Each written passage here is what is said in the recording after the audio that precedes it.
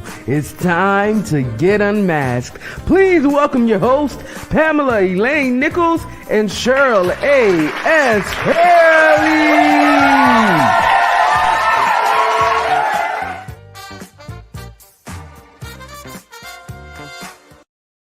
UnMasked Real Talk Live 2024. This is a safe place where we take off our masks and we get real about topics not often discussed authentically. The topics we unmask support our goal to help you, our audience, overcome self-limiting beliefs of I don't matter or I am not enough. Our topic today is for the love of curves, Black women and body image. Today's raffle is a fun, empowering, and de-stressing gift. It is a Curvy Women Body Positivity coloring book with coloring pencils. Who says coloring is just for kids? Well, today we have a special guest, and Pamela Elaine, we want you to tell us a bit more about our guest today. I am delighted to do that. First, let me give you a quote. I say, I love myself. And they're like, oh my gosh, she's so brave. She's so political. For what? All I said is, I love myself, Lizzo. If you have ever looked at your thighs and said they are too big, your hips and said they are too wide, your waist and said it is too round, your legs and said they are too large, then you are not alone. Not only that, it's not your fault that you criticize the body you are in. Our special guest today has something to say about Black women and body image. Kendall Johnson is a named scholar at one of the most prestigious HBCUs in the country. She is an alto in her college's Glee Club, a major in psychology with a minor in Spanish. Buenos dias. As an avid theater kid since middle school, Kendall loves anything that has to do with the performing arts. You will most likely find her with her nose in a book or writing her own creative stories. Kendall is personally and objectively aware of body image love and hate. She promotes body self acceptance and self love, and it is a journey she has been on herself for years. Welcome to the show, Kendall Johnson. Welcome. Hi, thank you. You're welcome. Well, we're really excited to have you here. I mean, why don't you tell us a little bit about why Black women and body image is something important to you? Well, because I'm a Black woman and I've dealt with body image issues for a long time. And I think a lot of it stemmed from growing up in a predominantly white space and just seeing a lot of bodies that look nothing like mine and then comparing my own to theirs. And so it just made me hyper aware of my own body and made me curious about if other Black girls felt the same way about their bodies that I was feeling. Mm. And what did you find when you were curious about other Black women and their bodies Well, I and their wasn't, body? yeah, I didn't have the resources or like the knowledge to really explore that when I was younger, like in middle school. But since going to college and a lot in high school, I started doing research and just talking to my friends, and I found that a lot of us feel the same ways. Where does that come from? Like you said it from other looking at other women, but other girls, but like in magazines or girls at school, or like who are these girls that you're comparing yourself to? It was girls at school, and then once I got social media, it was social media, which I think everyone knows is a very dangerous place to be sometimes. So it was a combination of that. And even my sisters, they're Black women too, but we all have different body types. So I would look at them and compare myself, family members. It would really be anyone. I think it's human nature to want to compare ourselves, whether we're higher, whether we think we're better or worse than, like we're always comparing. And so I think it was just very natural for me to just look at other people and see what I was lacking. Wow. You Mhm. know what I find interesting, Kendall, as a Gen Z, and we Mhm, often in times past have talked about the comparison syndrome, and to mhm. hear you say that even at that stage, there's a lot of comparison, and even when it comes down to size, our curves, our shapes, and so forth, it's interesting. It's very interesting. Yeah. Yeah. I think especially with Gen Z, comparison syndrome is a lot because of, like I said, social media, because you can see so many people all the time. It's not as you're not as isolated with the people you know in your vicinity. It's like you can see people in India and how they look or in Australia. Mhm. So Yeah. Yeah. So our audience may be looking at you and going, "She's so young." Um, do you remember how old you were when you first realized, "I feel like I'm different"? I don't remember exactly what age, but it was somewhere in elementary school, like third or fourth grade, I think. And I had this best friend, and she was white, and she had thin thighs. And I remember sitting with her and seeing how my thighs expanded Mhm. and how wide they became when I sat. And then I would look at hers and be like, hers a little smaller than mine. And then I don't know what clicked in my brain that made me think that my thighs are wrong. I think it's because I saw everyone with the smaller thighs, and I was like, that's weird. And then from there, it was just progressive, like, oh, this is different from them. This is different from them. This is different from them. Mm. So that's very interesting. To look at the thighs at such a young age. I mean, to even Mhm, understand that there could be a difference between you in terms of the thighs. I mean, that's really, mhm, I've never heard it put like that at such a young age. But yeah. you have, decided that you wanted to tackle this topic of Black women and body image. For the love of Mhm, curves is the title of today's show, and you've written an academic piece that you got, a really good grade on, I understand. Can you give us a little mhm. background on that? And then can you read a little excerpt from your essay? Sure. So yeah, in freshman year, I'm in freshman year of Spelman, and in my English class, it's called, I forget what it's called, but it's a self-care class. Mhm. We focused on self-care in my English class. And shout out my professor, Dr. Robinson. I loved her. But we did this, it was like each of our essays was kind of a buildup of the other. And we just throughout the semester we studied different mediums of like talking about Black women and our own self-care, how we lack self-care a lot because we're expected to kind of hold up everyone around us, and then we're often left with nothing for ourselves. And so Mhm. we read poems, we listened to TED Talks, we read articles about it. And then throughout the course she would ask us to formulate our own, we at the end was formulating your own manifesto about what Black women need. And she just told us, like, find something that you think Black women are lacking and figure out a way to help us get it, basically. And Mm, so from the start, my focus was Black women and body image. And so I started out, my essay for the love of curves was the essay before my final essay. And I just talked about my own struggles because we had to do a self study where I focused on giving myself positive affirmations, and I wanted to see how that improved my body image. And some other girls focused on spending less money. Some girls focused on managing their stress. There's a lot of different things that we thought plagued Black women. And so I did a self study about affirmations. So For the Love of Curves was about my results in that self study. And Mhm. then my final essay, my manifesto, was about what I believe Black women need and how we can become more in love with ourselves. Mhm. So I'll read an excerpt from okay, that so essay. wait a minute. Before you Oh, even read the excerpt, Cheryl, mhm. I'm just amazed that the child is taking a course in self-care. I mean, where was that course when you and I Actually, were going to college? exactly, exactly. And first of all, I want to just to piggyback on what you just said, Pam. I want to give a shout out to your professor because I'm like that. Mhm, The professor is talking about self care, and she was very specific.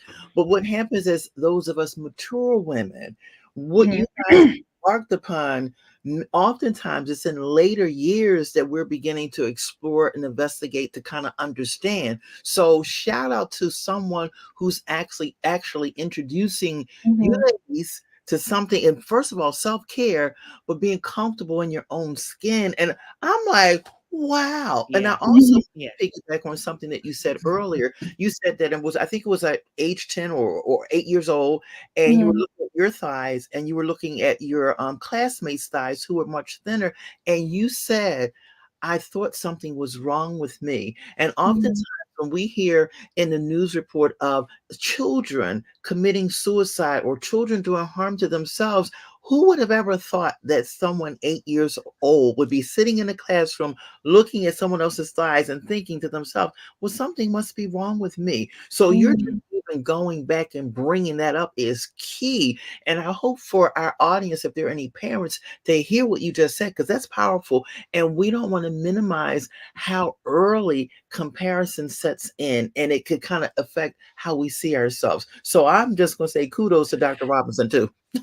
Well, Mhm. you know what? You said something else, Cheryl, that let me grab on that too. Mhm.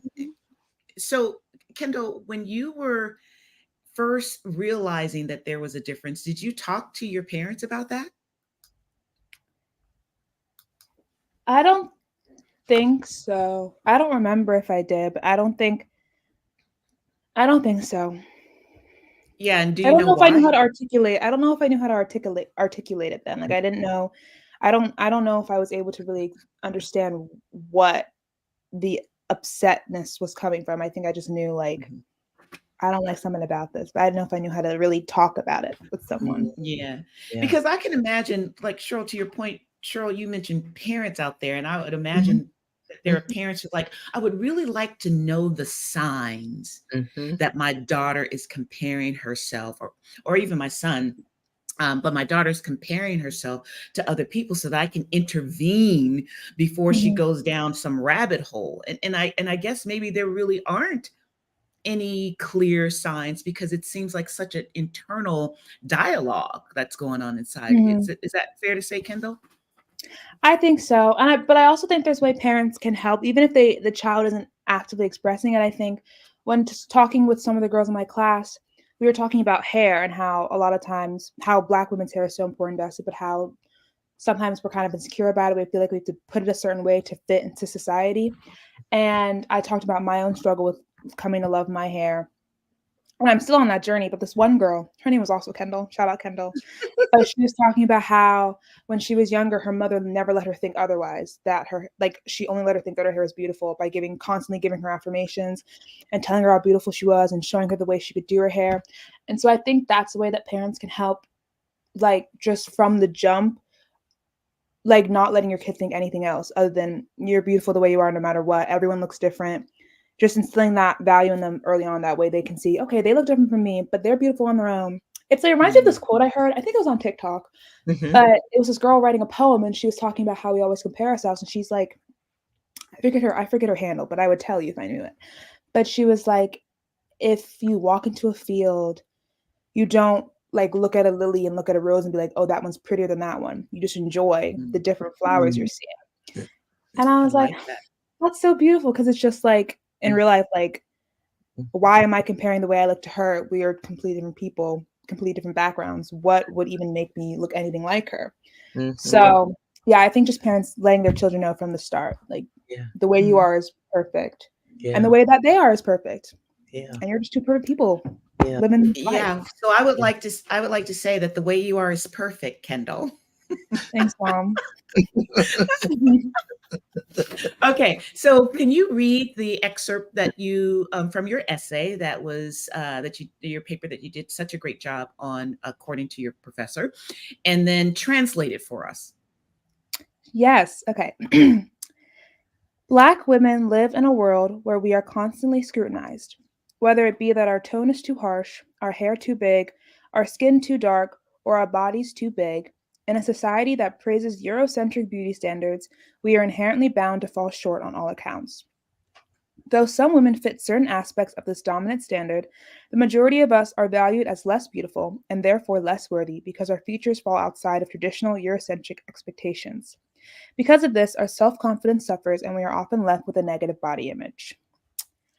So, this was a research essay about Black women and body image and the effects of the Eurocentric beauty standard on us because it praises features that we often don't have, like lighter skin, sometimes smaller lips, smaller figures in general. And some Black people have those features, but some don't. And so a lot of us don't. And so we're often just left out of that completely. And so we're never really viewed as beautiful because no one really considers our features. And because as women, so much of our value is put into the way we look and the way, because we live in a patriarchal society, the way that men view us. And if men think we're beautiful, then we're kind of worthy. And because Black women, like I said, are not in the standard, are often not viewed as beautiful, therefore men don't really consider us as worthy. And then it's like everyone doesn't consider us as worthy. So that's what I explored in my essay. And then the effect on our own mental health. And yeah. While you were reading that, I wondered if in your young but experienced journey with body image, if you ever thought about, I know this is going to sound strange, but plastic surgery to change some of your features so that they're more Eurocentric. No, I don't think I ever thought of plastic surgery. I don't think I ever thought okay, maybe I didn't think of plastic surgery as plastic surgery. Maybe I just thought of, I wish I could make this smaller, but it was never like, I want to get under the knife. Like, that makes sense. Yeah. So you wanted to be a little bit more Eurocentric in some of your features, that instead of whether or not it was via the knife or some other way, you wanted to be a little bit more aligned. Yes. I got you. Yeah, I would love to, Kendall, if you care to share, I would love to read this paper that was sounds like it was stellar one. But one of the things that I was going to ask you, because when we do things, we go through some type of personal transformation ourselves. I'd like for you to share with us, what was your thoughts before you embarked upon this project, and what was your takeaway when you completed the project based upon your research? My thoughts before, I don't know. I feel like I just didn't know if I could ever make myself appreciate my body. I just wasn't sure if that was like, I used to do affirmations with my mom, and like those worked, but I never was consistent. So I was like, I don't know if anything's going to stick for me that'll make me like love myself. Like, why can't I make myself love myself? And then I did research, and I was like, it's not just about me, myself. It's about the world I live in that's like contributing to my lack of love for myself. It's not just, it's like I was blaming myself, like, why can't I just get with this? And I was like, it's not just me. And because I did historical research, and I mean, obviously it all stems back to racism. So it really made me realize, like, this is not just my fight to fight alone. And it's not just me in my head, it's me and what I'm seeing every day. So I felt more validated in the way I felt about myself. And I also felt present tense, I feel more hopeful about finding ways to appreciate myself. And I also, through my research, I found that when I used to do my affirmations, it would be stuff that I didn't really believe, and that's what was holding me back. I read this article, and she was talking about how you have to make like broad, like, oh, I love myself. Affirmations don't often work because you're not really believing the things you say. So she said to like reel it in and specify what you want to affirm. So I would start affirming, like, I really like my eyes. I really like my lips. I really like my nose. I really like my legs now. I love my legs now. So I was like, I really like my legs. And so when you start specifically pointing out the things that you like, those things start to be the things you notice the most, which is a fact of life. Like, when you start looking at the good, my mother taught me this, when you start looking at the good, you see more good. And so that's true for my body image. When I start looking at the stuff I like, the stuff I notice the most. I think, Cheryl, that Kendall is a great segue into our unmasked question. Yes. So our unmasked question, Kendall, that you already kind of touched upon, is how can a Black woman love her curves when everything around her seems to reject her curves? Well, I address this in my essay, and I give 2 solutions, because that's what we had to do. We had to get some solutions. So the solutions that I gave were, 1, internally. I thought affirmations did work for me when I started specifying what I appreciated about myself the most. So I think that that is one solution. And affirmations can be anything, they could be written. I think that the verbal affirmations are the most powerful, and so do studies show that verbal affirmations are the most powerful. Mhm. But if you want to work your way up to that, that's cool too. But I would just stand in the mirror and just lather myself with compliments. And then throughout the day, whenever I was like feeling a little twinge of, oh, I don't like the way I'm looking, I would just tell myself again, like, no, no, no, this is what you are, this is how you are. And then also Megan Trainor, she's not a Black woman, but I love her. She's a singer.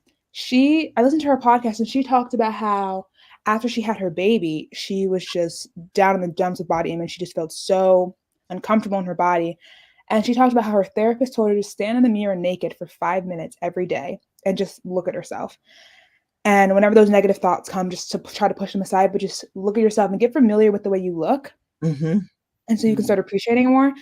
And I didn't have time every day to do 5 minutes, but I tried it during the summer. And I did like it started, because once she said, like, after the third time, she started just noticing the good stuff about herself. And I noticed that for myself too. I was like, I like the way this looks. I like the way this looks. And it was very interesting. So it's another recommendation for all the internal, but then also externally, I think a big factor is the media you surround yourself with. So if you're only watching white people on screen, in your magazines, on TikTok, on Instagram, you might start to feel some type of way. So I started consuming different media. I started watching more Afrocentric things with more Black characters.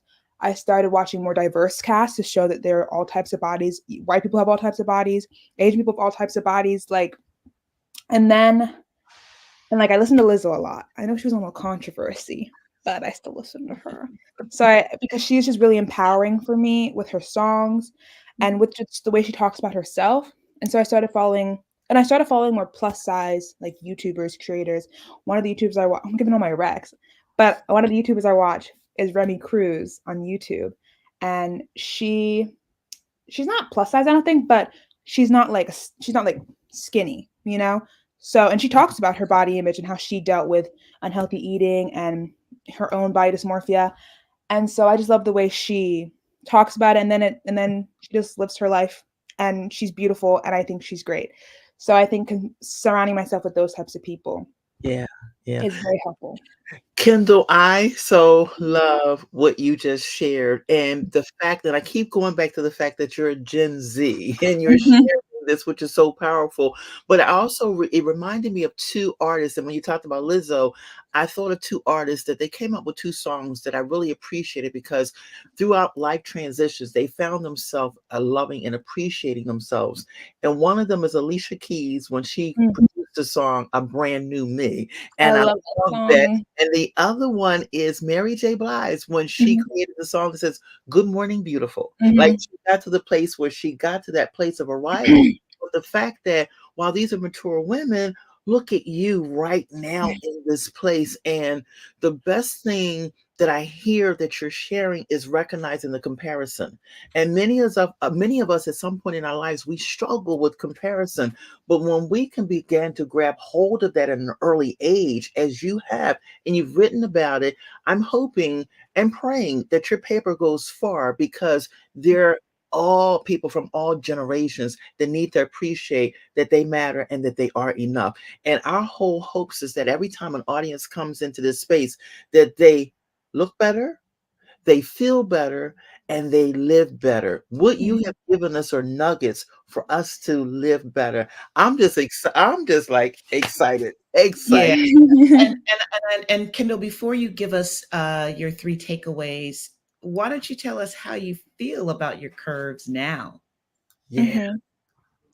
Well, I'm still on my journey. There are still days where I'm like, I wish I was smaller. I wish this was like this. And then there are other days that wake up and I'm like, I'm so beautiful. Like, wow, look at how good I look in this. So it's a day-to-day thing. I need to get back on my affirmations because those are really good. In college, it's kind of hard because like my roommate's there and I feel kind of awkward and like the bathroom's communal and it's like, but while I'm home, I can, get back on that.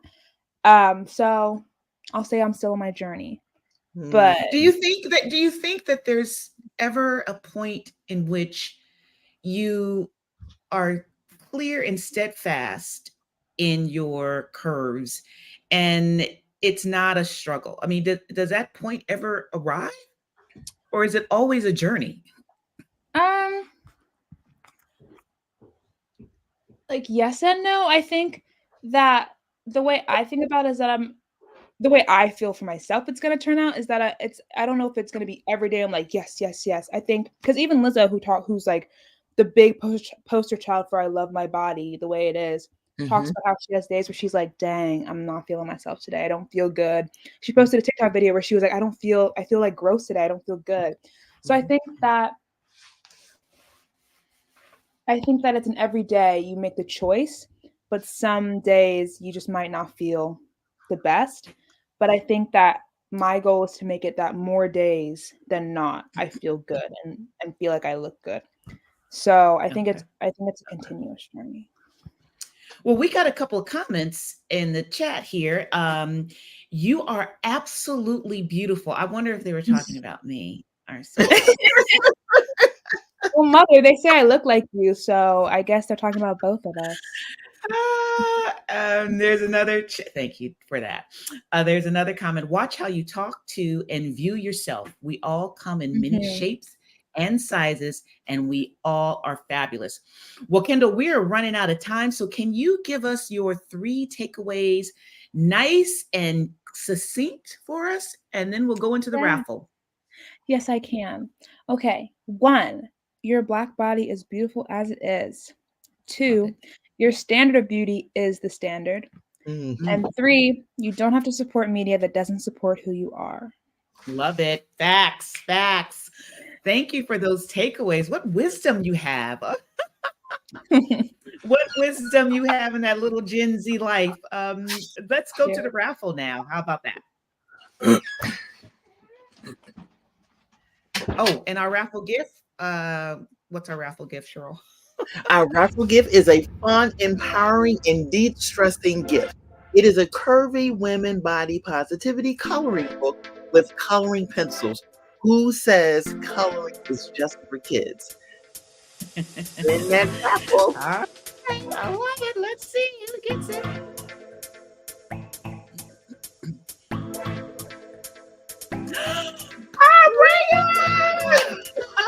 Congratulations. Oh, wow. Oh, that's awesome.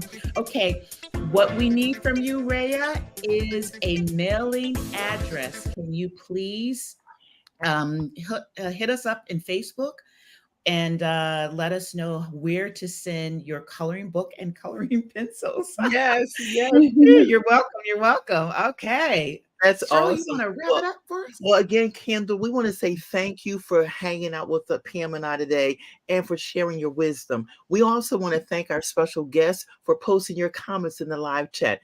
If today's show has been a blessing to you, and we know that it has, be a blessing to someone else and invite them to join us next time. When they do, tell them to post in the chat. Invite it by and put your name there, and we will give you and them a warm shout out. See you next time for another Unmasked Real Talk Live. Have an amazing week.